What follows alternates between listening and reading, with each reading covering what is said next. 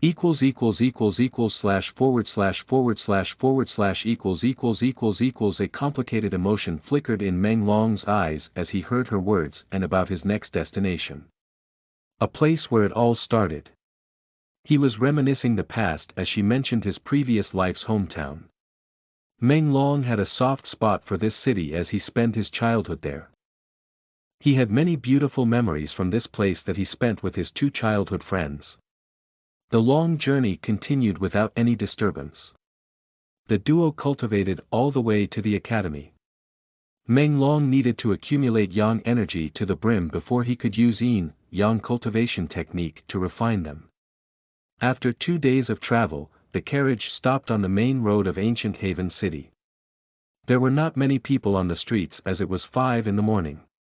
The sun was about to rise in the east as it followed a similar time cycle to Earth. Shui Rou paid the coachman a silver coin before the duo followed a path in direction of a forest. The coachman smiled ear to ear when he received 1 silver coin as it was the 100th part of a gold coin and also equal to 100 bronze ones in value. The normal fare for traveling this far was 20 bronze coins. This caused the lovely couple to become the point of the coachman's admiration in his thoughts. Envy that they were walking alongside each other as they left the main road. Why are we going towards a forest instead of the main city? Meng Long frowned and asked with a questioning tone. Tian High Academy has 2 entrances for its members. For the outer court, you can use the academy gate by following the eastern road. It is known to normal students and others. Us inner court members have access to the secret entrance. No one can use that one without the headmaster's permission. Rumor says that Saintis, the guardian of the academy, lives here. She responded in a composed manner. They walked for almost 5 minutes and entered a misty forest. A white fog was billowing and blocking their sight. It was hard to see what was 5 meters away. Stay with me or we will get separated by the fog. It might take you a month or a year to find your way out once you're lost in this misty forest. She held his hand and warned him in a worried tone. The long trees and green shrubs were along the path as they marched towards the secret entrance of the academy. After 10 minutes of travel, a long river appeared in front of them. There were lotus pads in the middle of the water, which were illuminating with 4 different colors, green, blue, white, and golden. It was visible to the eyes despite being enveloped in billowing mists. This is the special doorway to the academy. You wouldn't able to find it and will get lost in the fog if you aren't with one of the inner court's loyal members. We need to cross this river to reach the inner court of Tian High Academy. Those lotus pads would take you to the other side of the river. I can only use the blue lotus pad, my master and headmaster can use the white one while the golden pad always stays in middle. Wait here for 5 minutes, I'll need to ask my master to grant you permission to use the green lotus pads. Shui Rou explained in a sweet voice, a hint of warmth flickered when she mentioned her master.